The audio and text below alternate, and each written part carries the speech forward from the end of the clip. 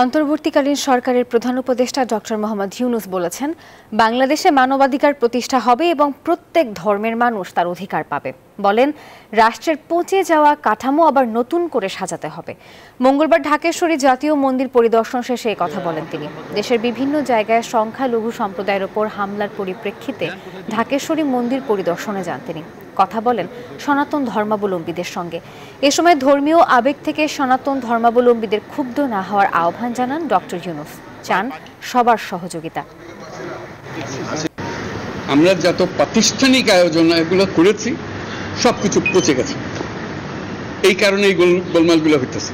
কাজে আমরা প্রাতিষ্ঠানিক আয়োজনগুলোকে ঠিক করতে হবে, যে ন্যায় বিচার হলে কে বিচার পাবেন আমাদের বলেন।